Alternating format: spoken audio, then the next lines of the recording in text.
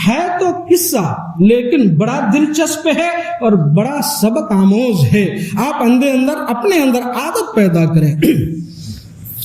تصوف کی کتابوں میں ایک واقعہ ملتا ہے کہ ایک شخص ایک بادشاہ تھا, بڑا سخی تھا. اس کی عادت تھی سخاوت کرنا. بڑے لوگوں کی عادت بھی ہوتی ہے سخاوت کرنا, لوگوں کو داد و دہش کرنا دینا, عادت تھی اس کی سخاوت کی. ایک دفعہ جو ہے ایک شخص سے, ایک ماہی گیر سے, مچھیرے سے, مچھلی پکڑنے والے سے کہا مجھے مچھلیوں کی ضرورت ہے, کچھ مچھلیاں لا کر مجھے دینا. مچھیرے سے کہا مچھلی لا دو. کہا ٹھیک ہے. اس نے مچھلی پکڑی, بادشاہ کے پاس لے آیا. مچھلی بڑی اچھی تھی, بادشاہ خوش ہو گیا. اسے 200 درہم دیا. مچھلی کی قیمت بہت کم تھی لیکن 200 درہم دیا. بیوی اس کی بڑی کنجوس اور نالائقہ تھی. بادشاہ کے کان کے پیچھے آ کر کہنے لگی یہ کیا بیوقوفی ہے, لٹائے جا رہے. 200 درہم دے دیا. 5 درہم کی مچھلی تھی, 200 درہم دے دیا.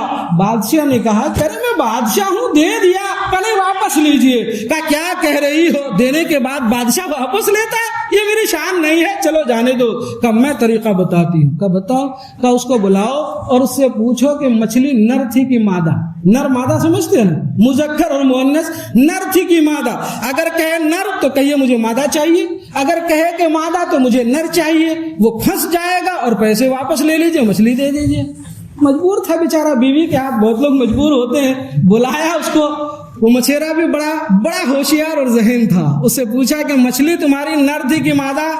کہا بادشاہ حضور میں تو سب کے لیے نر مادہ لاتا ہوں, آپ بادشاہ ہیں, آپ کے لیے اسپیشل ایسی مچھلی لائی ہے جو نہ نر ہے نہ مادہ ہے. سبحان اللہ. بادشاہ اور خوش ہوا, 200 درہم اور دے دیا. بیوی کہیں مار پڑے اس کی خدا کی اس کے اوپر, میں 200 درہم میں پریشان تھی, اب 400 درہم دے دیا. اللہ اکبر. کڑ رہی تھی. وہ بادشاہ سے 200 درہم پا کر جب جانے لگا نا تو 1 درہم آنگن میں پڑا ہوا تھا. وہ مچھیرا وہ 1 درہم اٹھایا جیب میں رکھ لیا.